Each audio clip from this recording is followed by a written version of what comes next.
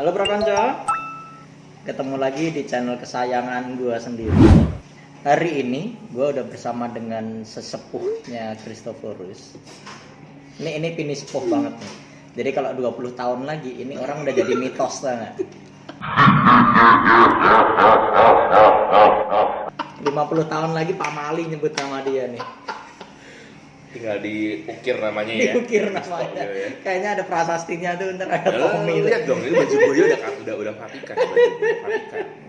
Baju lu Vatikan, baju gue begini loh. Gak matching banget sumpah. Oke, jadi kenapa sih gue tertarik buat ngajak Tommy masuk di sini? Karena gimana ya, Tommy itu seperti gue bilang tadi, dia tuh benar-benar sesepuh di Kristo. Jadi ketika gue gabung dalam sebuah komunitas, selalu ada dia. Dia selalu, kalimatnya selalu sama yang dia bilang tuh. Lu lagi. Padahal dalam hati gue juga gitu. Ya dia lagi. Oh iya, Komsos bareng. KKMK. Iya. Lu di Kompar, gue di Katakumen. Betul. Lu di Cap, gue juga di Katakumen. Iya. Sama pewartaan. Sama-sama tinggal di Tomang. Apa lagi ya? Banyak lah. Cuman gue udah laku aja lu belum. Oh itu bedanya ya? Iya. Tapi bentar lagi lu laku juga sih. Udah tinggal disahkan aja udah. Ada yang mau. Jadi lu ngundang gue malam ini mau ngapain? Jadi gue penasaran banget nih. Lo kan aktif di banyak komunitas gitu. Lo di mana-mana ada gitu loh. Nah itu awalnya gimana sih? Awalnya kalau dibilang pelayanan awal, gue tuh sebenarnya dari SMP tuh udah pelayanan. Wow. Dari SMP. Gitu. Jadi gue berawal dari KUR. Gue tidak merencanakan sebenarnya. Jadi mungkin kayaknya sih ya kalau feeling gue, karena dulu waktu gue masih kecil segini, itu nyokap gue. Jadi gini ya sebenarnya ini uniknya. Keluarga gue tuh bukan berasal dari keluarga Katolik. Bokap gue itu begitu pas gue lahir itu masih Buddha. Nyokap gue yang Katolik. Nah, tapi Katoliknya itu juga baru hitungan 5-6 tahun karena koko gue lahir belum Katolik. Koko gue lahir tahun 76 yang paling besar, nah itu masih Buddha, lalu setelah itu baru Katolik. Jadi cuma koko gue yang kedua sama gue yang paling bawah ini yang lahir dengan nyokap Katolik. Tapi pada saat itu nyokap juga sebenarnya Katoliknya masih yang ya namanya juga masih baru dan tahun 80-an ya, maksudnya belum ngerti ini ono gitu. Nah kayak sekarang yang lu dibaptis tuh udah ngerti banyak hal gitu kan. Jadi nah waktu itu Tomang, terutama di tempat gue di Lawakapa itu termasuk salah satu yang paling aktif. Yang paling aktif, paling banyak orangnya, dan mereka bikin KUR dan gue ngintil doang, gerecokin SMP gitu. Nggak, SD ya, masih astaga. SD TK lah, belum sekolah gitu. Cuma ngintilin doang, jadi main gerecokin dan mereka latihan nyanyi. Gue inget banget dulu sempet organisnya itu adalah sepupu gue. Sepupu gue jadi organisnya, dan latihannya tuh dulu sempat di depan rumah doang, depan tetangga depan. Jadi ya udahlah, gerecokan aja udah di situ kan. Nah SD gue di sini, SD gue kebetulan bukan sekolah SD Katolik, SD-nya SD Protestan. Jadi waktu itu ya gue belajar yang namanya kerohanian Kristen gitu ya dari SD sebenarnya. Belajar karena setiap hari harus buka kitab suci gitu kan, setiap hari harus doa, ada saat teduh setiap hari. Lama kelamaan kayaknya terpatri ya di otak. Ya. Tapi walaupun demikian gue nggak tetap berada di jalur Katolik waktu itu. Dan gue termasuk udah militan ketika gue kecil itu. Jadi gue inget banget karena dulu nenek gue itu nenek dari bokap gitu ya. Itu dulu dia sampai sekarang tuh Kristen Baptis dan tinggal di rumah. Jadi sekala itu pendeta dan teman-teman gerejanya si Oma sering datang kunjungan. Kayak kita lah kunjungan lansia gitu. Ini kejadian lucu nih sebenarnya. Jadi salah satu pendeta itu pernah ngomporin gue gitu loh. Namanya siapa gitu loh. Tommy. Nah, kecil gitu lagi nonton TV gitu kan. Terus ditawarin ikut sekolah minggu di gerejanya dia. Lo nggak jawaban gue apa? Nggak mau, kan aku kan udah Katolik. Lu bilang gitu? Itu ketika SD. Padahal gue SD Protestan. Numpang sekolah doang dia. SD gue udah berani ngomong kayak gitu, coba lu bayangin. Terus gue nggak suka gitu, nggak mau kan aku udah Katolik. Jadi gue kayaknya udah nggak tahu ya, mungkin emang terdidik Katolik kali ya. Dan nah ketika SMP, nah mungkin karena ikut kur-kur tadi itu, ketika SMP itu ada ekskul kur, gue ikut. Ya udah ikut kelas 1, kelas 2, kelas 3 udah. Terus masuk SMA, gue tetap ngekur itu doang tuh, cuman kur doang. Sama akhirnya zaman-zaman pasca kerusuhan. Nah, Tomang baru membentuk Mudika. Dulu namanya Mudika, bukan OMK. OMK kan baru udah Budi Katolik ya. Okay. Itu baru terbentuk. Dibentuk dikarenakan wilayah Tomang 1. Jadi buat teman-teman ya, para pro konco, kalau yang kelahirannya mungkin seangkatan sama gua, itu ngerasain bagaimana dulu belum ada komunitas basis.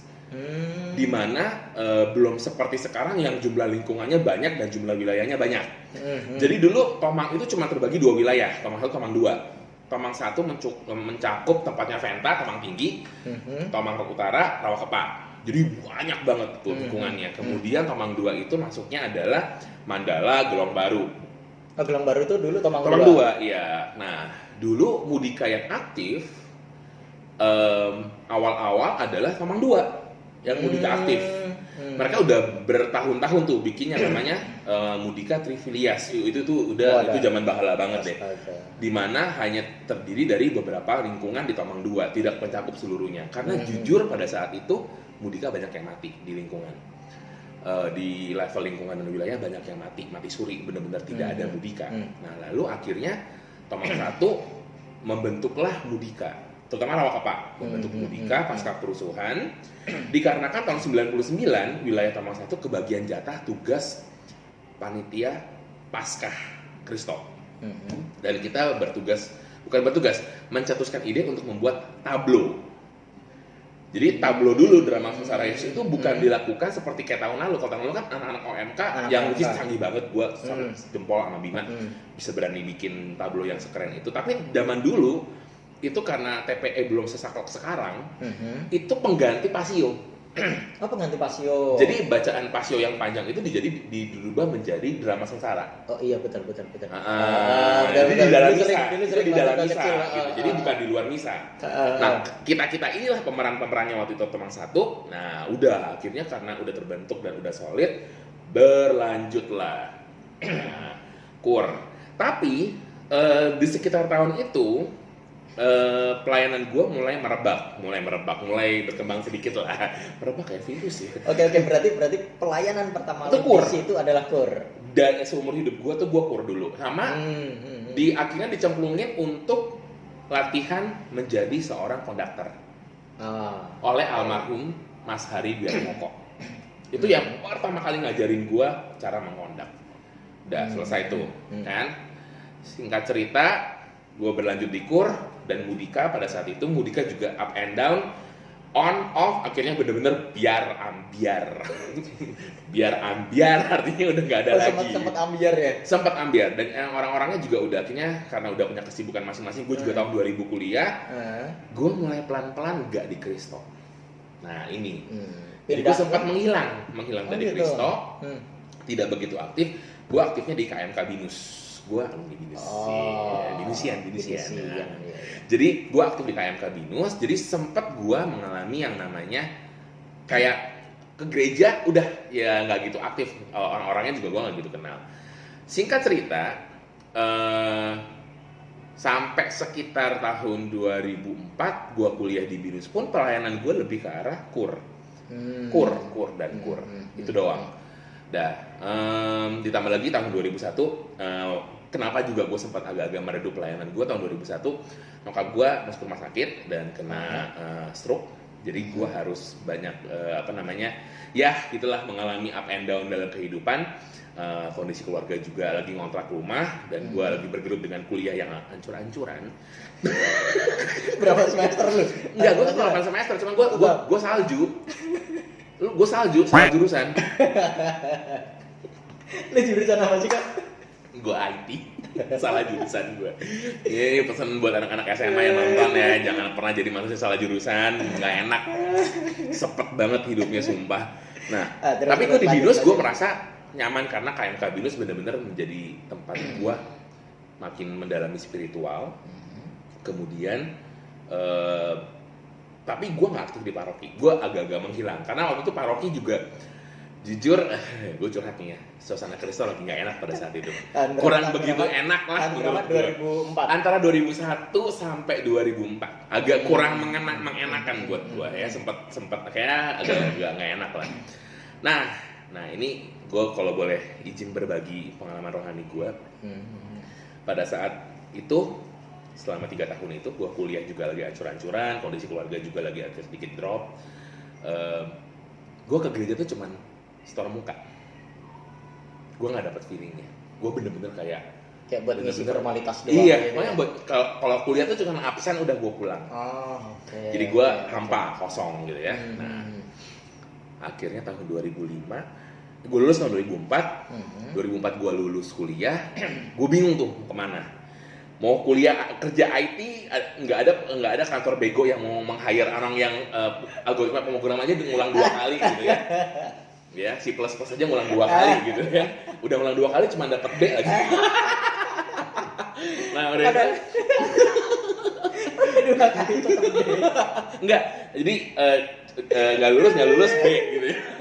Nah, udah itu akhirnya tahun 2005 awal setelah gue lulus kuliah, gue itu sempet belajar lagi atau kursus.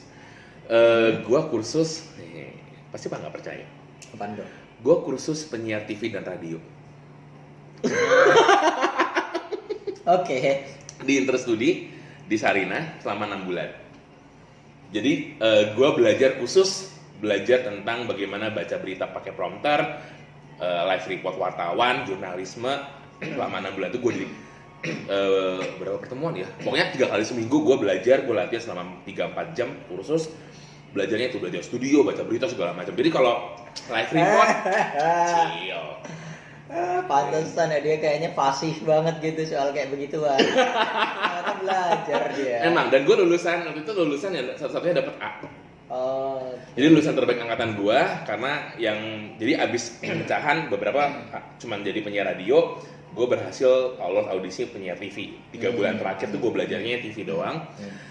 Dan gue ikut audisi itu, wah Metro gue ambil semua. Tapi ya pada saat itu dunia pertelevisian belum menerima yang ya. Nah, jadi gue nggak laku lah ibarat ya.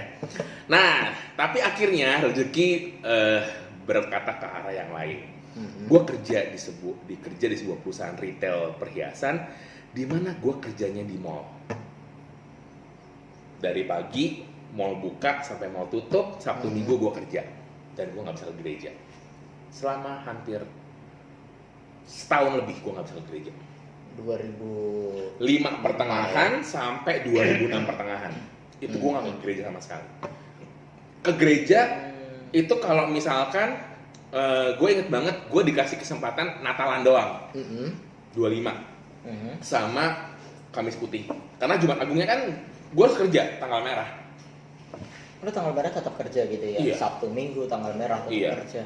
Jadi nggak ada tuh yang Sabtu Minggu gue bisa ke gereja tuh nggak mungkin bisa. Oke. Nah disitulah gue mengalami yang namanya kangen banget sama gereja. Gue kangen banget sama gereja. Jadi karena gue udah kepengen resign, gue waktu itu ini cerita mujizat ya. Gue disuruh ikut pameran di Banjarmasin. Di Banjarmasin, di perusahaan yang sama, ikut roadshow pameran. Nah, nggak tahu kenapa Sabtu malam ketika lagi rame-ramenya ya gue beli makanan lah, tek-tek.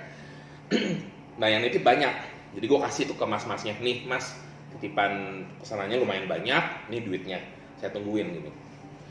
Pas gue duduk, ini di belakang gue tuh kayak pohon rinda, pohon yang sangat, pokoknya rimbun banget deh, lebat gitu ya. Kok gue kayak denger suara-suara gitu, Fen? Suara-suara musik. Gue balik dong, tapi karena pohonnya begitu lebat gue nggak kelihatan. Mas, saya tinggal dulu ya. Itu di Pengkolan ya, di belokan. gue jalan, gue susurin, gue ngintip ke dalam. Itu gereja. Ada gereja. Itu gereja, persis depan hotel tempat gue event. Gue ngintip gitu kan, loh kok kayak ada Romo pakai jubah merah gitu kan. Wah, gue pikir ini apa? Mas, ini gereja? Gue nanya sama tukang parkir gitu. Oh, ini Katedral Banjarmasin, Bang. Wah, gue tuh langsung, that was the best day di tahun 2006 itu. Gue langsung telepon nyokap gue inget telepon nyokap gue, "Mah, ini ada gereja nih, Mah. Saya bisa ke gereja gitu loh." Oh, bagus udah. Akhirnya Sabtu malam biasa doang kalau habis event anak-anak dugem. Gua enggak, gua tidur. Karena gua mau ambil misa jam 6 pagi. Yang minggu Iya, minggu yang paling pagi jam 6 pagi. Gua ke gereja dulu sebelum gua sarapan sama tim dan baru lanjut pameran. Ternyata teman gua, kepala pamerannya juga mau ikut. Jadi akhirnya udah kita nggak dugem deh, gua sama Tommy mau ke gereja besok. Udah tidur, udah gereja lah kita ya. Wah, tuh seneng banget, jujur gue tuh seneng banget. Dilalah gitu ya kalau orang Jawa bilang, itu hari raya Pentakosta. Dan lu nggak sadar kalau itu Gue udah ke gereja berbulan-bulan, gue malah ngikutin kalender liturgi lagi kan. Kenapa gue tahu itu Pentakosta? Jubahnya merah, lalu Mazmur tanggapannya, utuslah rohmu ya Tuhan. Ya, betul. Itu cuma ada di Pentakosta. Udah, gue langsung gue udah nggak ngikutin kalender liturgi berapa bulan kan gitu, udah bertahun berbulan-bulan. Selesai misa, gue doa di Patung Bunda Maria, gue bilang, gue pengen berhenti dan gue kangen ke gereja. Gue pengen berhenti, Tuhan tolong kasih saya kerjaan yang office hour di mana saya bisa ke gereja lagi. Karena gue ngomong, aku rindu melayanimu. Wis gila, aku rindu melayanimu Tuhan, gitu anjay. Bener. Gila, itu gue yang sampai sekarang kalau gue cerita tentang pengalaman rohani, mungkin that was one of the best. Seminggu kemudian dijawab. Jadi gue ada di Banjarmasin, Samarinda, Balikpapan, Rosio 3 kota. Di kota terakhir, kita selalu membuka event dengan doa. Pas doa, handphone gue bunyi. Dulu belum ada smartphone ya, masih GSM. Yang telepon CEO-nya ke perusahaan gue. Ternyata dia menawari gue untuk tetap di perusahaan itu, naik jadi marketing manager, dari cuman sales ya ke kantor pusat untuk pegang satu brand dan office hour. Gua hanya dikasih waktu 10 menit buat mikir mau apa enggak. Gua langsung izin dong sama kepala event. Gua ke kamar dulu ya, gua semedi gitu. Gua telepon nyokap cuma bilang gini, doalah. Kan kamu baru ke gereja minggu lalu. Gua doa. Gua inget, iya kan gua minta sama Tuhan supaya gua dikasih. Gua langsung bilang iya sih. Office hour. Gila men, gue tuh bengong abis anjay gitu loh. Gue dapet gitu loh, seminggu dijawab gitu loh. Nah udah, singkat cerita gue balik dari Kalimantan, gue ketemu sama CEO-nya. Wah, dipelonco abis, bener-bener kayak lu, pokoknya dalam waktu 2 minggu, 1 bulan, lu harus belajar semuanya. Karena background gue kan IT, gue gak ngerti marketing, gue cuma tahu ya ibaratnya kalau sales jualan gitu kan. Sedangkan marketing itu complicated banget gitu kan. Itu kan berarti kan harus berpikir bagaimana cara strateginya, bagaimana promosinya, apa terus gue cuma pelajari barang kan. Karena selama itu cuma product knowledge gue sebatas itu doang, jualan kan. Nah udah digodok habis-habisan. Sempat gue dikembalikan ke toko sebentar karena persiapan untuk ini. Tadinya gue hampir nggak mau diterima karena dinilai kurang qualified. Gue hampir nyerah gitu kan, tapi ternyata CEO-nya bilang, udahlah ambil si Tommy aja. Udah, ke gereja pertama kali setelah jabatan baru itu, posisi baru itu, gila itu kayaknya misa terindah yang pernah gue alami gitu. Gue lupa sama janji gue. Apa tuh? Kan gue bilang, aku rindu melayanimu Tuhan. Aku janji kalau dapat pekerjaan, jadi aku mau balik pelayanan. Nah, ke Kristo, gue kembali ke Kristo, pokoknya kembali ke kandang selalu. Tiba-tiba ada seorang teman lama, mungkin kalau udah teman-teman di sini yang nonton, kenal sama Mas Momon yang di Vivox ya, yang di Grogol. Nah itu teman lama gue. Hai Mon. Dia nepok gue, gue yang gak nyadar, gitu kan. Kemana aja lo? Gitu. Balik kur lagi dong. Di situlah gue balik kur lagi. Ya, perpanjang tangan Tuhan itu Mas Momon ya. Iya. Itu yang mengingatkan gue kan janji gue di depan Patung Bunda Maria di Banjarmasin.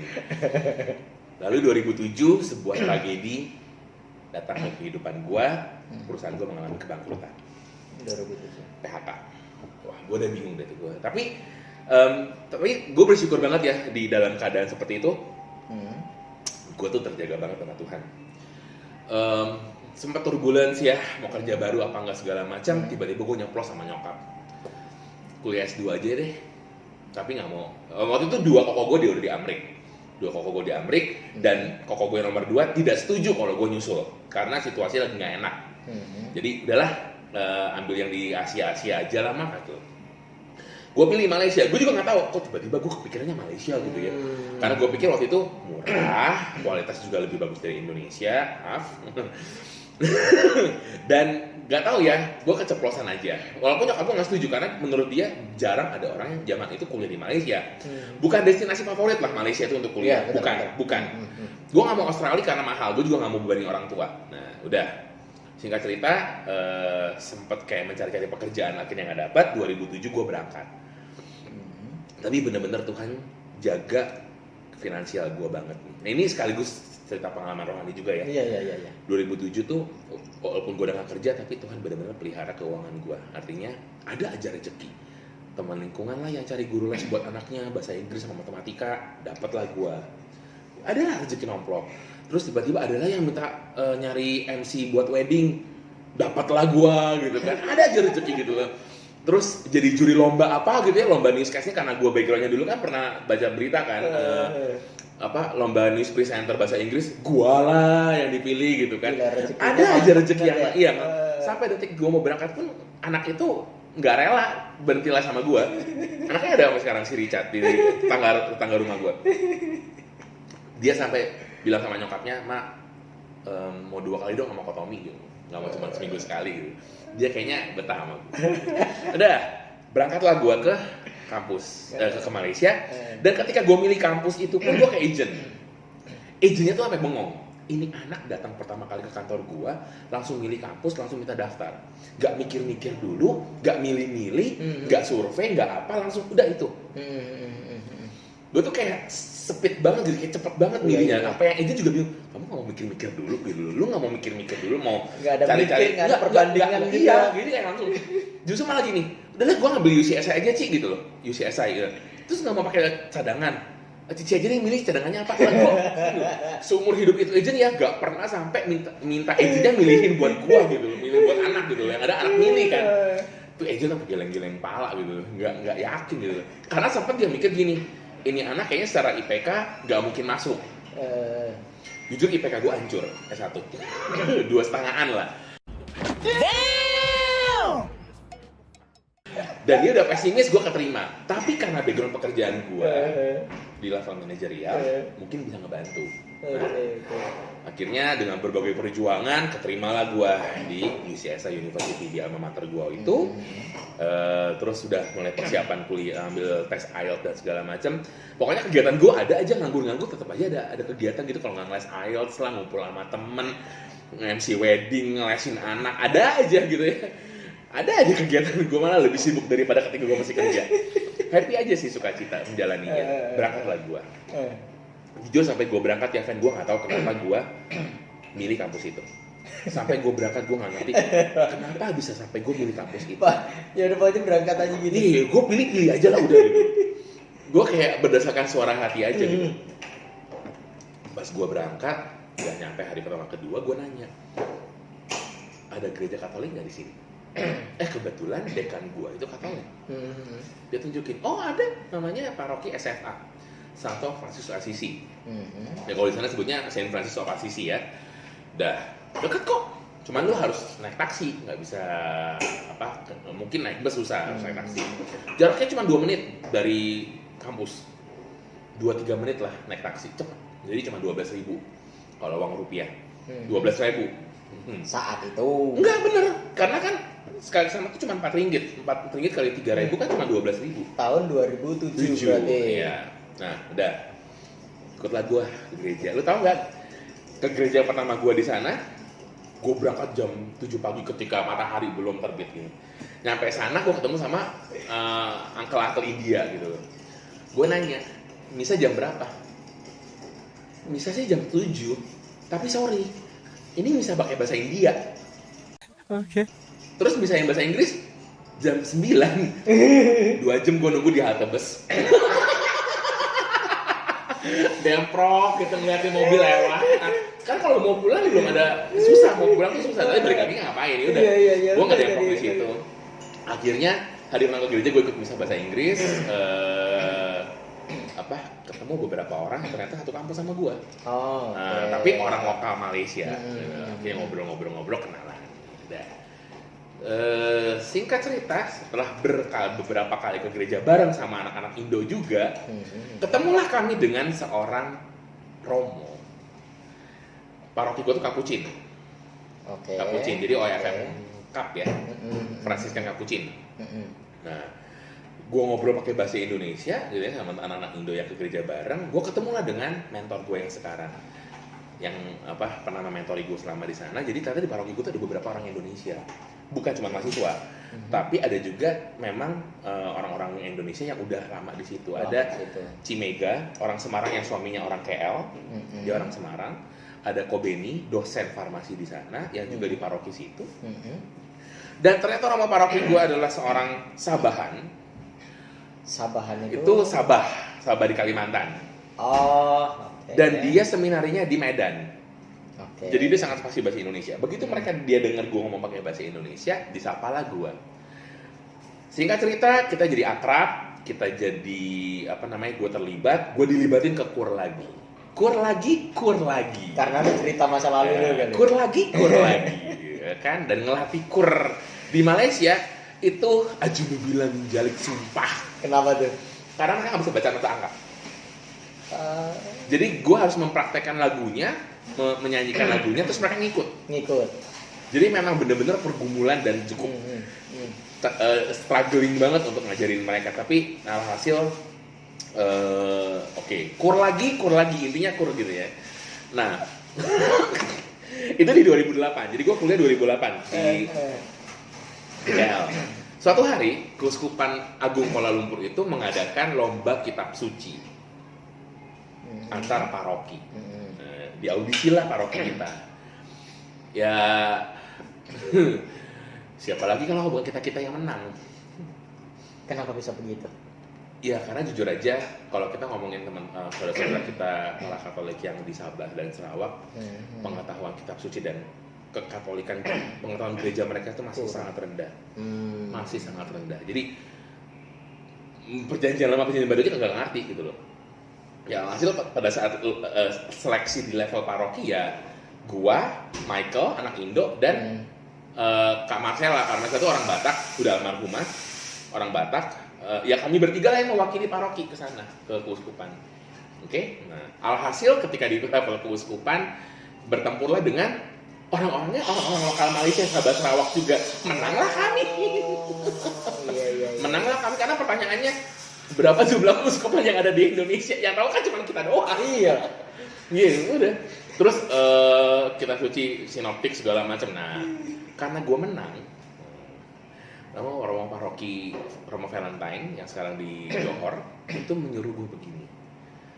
Kamu pengetahuan kitab suci lumayan ya? Ya gitu sih. Nah, kita panggilnya Reverend Father. Jadi dia nggak keberatan dipanggil Romo, tapi kalau di Malaysia dipanggilnya Father. Iya. Karena pakai bahasa Inggris kan. Ya. Ya. Iya, betul. Ya, gue bilang gini, ya biasa aja sih Father gitu loh, selayaknya standar orang Indonesia. Gue bilang kayak gitu kan. Akhirnya gue dicemplungin suruh ngajar. Katekis Ngajar di situ. katekumen. Oh, oke. Dicemplungin, plong, udah. Terus ternyata hasil ya gini ya, tolong jangan samakan level katekis dan katekumen Indonesia dengan yang di sana. Itu udah kayak bumi dan langit. Jangan disamakan. Oke. Jadi Langitnya yang mana nih? Langitnya di Indonesia Indonesia lah, gitu. dong. Ya kan karena jujur ya emang di sana itu yang levelnya lebih dari gua nggak banyak. Kalau gue ngomonginnya berbahasa Malaysia ya, karena di Malaysia itu ada kerasulan umat bahasa Malaysia, kerasulan umat bahasa Tamil, bahasa Mandarin, dan bahasa Inggris. empat apostolik. Nah, kalau ngomongin yang berbahasa Malaysia, disingkatnya KUBM, Kerasulan Umat Bahasa Malaysia, ya memanglah kami ini yang lebih daripada mereka, ya kan? Ya udah, jadi kalau kita ngajar tuh kita lebih fasil kitab suci gitu kan dibandingin mereka gitu. Jadi tolong jangan disamakan ya. Jadi jangan dipikir bahwa level gua tuh udah yang udah enggak. Jadi level gua itu ya cukup buat mereka. Bahkan bisa bilang keren banget buat mereka. Tapi kalau buat Indonesia biasa aja gitu. Karena kan Indonesia banyak yang lebih kakap daripada gua kan. Nah, tapi karena pada saat itu masih baru, terus kayaknya juga gua butuh referensi banyak. Maka setiap kali gua pulang ke Indonesia liburan Natal, gua selalu beli buku di Obor atau dimanapun yang ada yang referensinya cukup bagus, gue beli untuk gue bawa pulang. Dari situlah gue mulai baca. Keterusan, jadi selama gue dicemplungin ngajar, keterusan tuh akhirnya gue terus ngajar, sampai gue menjadi ketua seksi katekumen untuk yang Kerasulan Umat Bahasa Malaysia di paroki itu. Gue dipercaya untuk jadi ketua, ngurusin dari awal, nyari pengajar. Uniknya kalau di Indonesia kelasnya banyak, ada kelas dewasa, kelas anak, kelas remaja, kelas lansia. Di situ kelas cuma satu, pengajarnya yang banyak. Jadi tiap minggu bisa ganti-ganti pengajarnya. Tapi kelasnya cuma satu. Jadi dari hasil ya observasinya Romo, ya gua, Cimega, Kobeni yang tiga ini, Kak Marcella ya dinilai sebagai pengajar-pengajar yang lebih bagus daripada yang lokal. Ya iya wajar lah gitu kan, karena mereka baru ya mengenal Katolik dibandingin kita gitu kan. Nah, udah berlanjut gua tetap ngajar. Gua akhirnya bertemu dengan komunitas Katolik Indonesia di Kuala Lumpur. Yang adalah sebenarnya orang-orang yang kerjanya di Petronas, Selang Bersih, Oil and Gas. Gue dikenalin, gue aktif juga di situ. Nah, gue diminta juga sebagai kalau ada pendalaman Alkitab, gue disuruh fasilitator gitu. Intinya seperti itu, fasilitator gitu kan. Nah, jadi karena gue banyak ya, dan akhirnya gara-gara itu gue dicemplungin lagi sama Romo Paroki. Coba lu kursus kitab suci. Tambah lagi kursus kitab suci. Berapa lama Romo gitu kan, Father gitu kan. Tenang, dibiayain sama paroki. Bukan masalah dibiayainya, durasinya berapa lama. Ada kali 6 bulan. 6 bulan. Sabtu seharian dikupak semua tuh dari perjanjian lama nggak banyak, perjanjian baru dari mulai Matius sampai ke Wahyu, sampai ke gue ikut sampai surat Rasul Paulus. Yang ujung-ujungnya gue udah mulai bete, gue udah nggak ikut lagi. Gue udah kebakar. Jangan belajarnya sampai Wahyu, lu sampai saking pusingnya belajar sampai peta indeks dipelajarin ya. Pokoknya udah meledak otak gue gitu. Gila, ternyata emang. Tapi jujur dengan gue makin belajar, bukannya gue malah makin merasa pusing, gue malah makin suka. Karena banyak hal-hal baru yang jujur gue temuin selama gue kursus kitab suci. Banyak yang gue temuin, banyak yang gue dapatkan, terutama dari segi sejarahnya, gitu. Nah, udah singkat cerita, berlanjut terus, gue sempet karena udah kelamaan di paroki SMA, gue pelan-pelan mundur. Gue lebih aktif di komunitas Katolik Indonesia. Ya, gue bantu dikit-dikit lah di paroki ngajar, tapi nggak jadi ketua, nggak megang jabatan. Gue lektor, gue pemazmur juga. Kalau kondak gue udah nggak lagi, tapi benar-benar gue lebih banyak di komunitas Katolik Indonesia. Nah, 2016 gue pulang back for good. Sorry, 2016 pertengahan gue back for good. Gue udah berhenti. Gue bilang udahlah 8 tahun cukup lah, 8,5 tahun gue selama di KLU 8,5 tahun. Lama banget ya sebenarnya. 1/5 hidup gue cuy. Lebih dari 1/5 hidup gue. Ya. Dan banyak pengalaman yang gue alami. Pas gue pulang, gue bilang gini. Itu gue ditawarin sama Rudi mantan ketua seksi liturgi paroki. Ayo bantu, tapi kan gue nggak mau. Nah, gue bikin kau lagi. Kalau gue keterima kerjaan ini, gue bersedia deh masuk tim liturgi. Nah, aduh, sama Tuhan negosiasi loh. Alhasil keterima.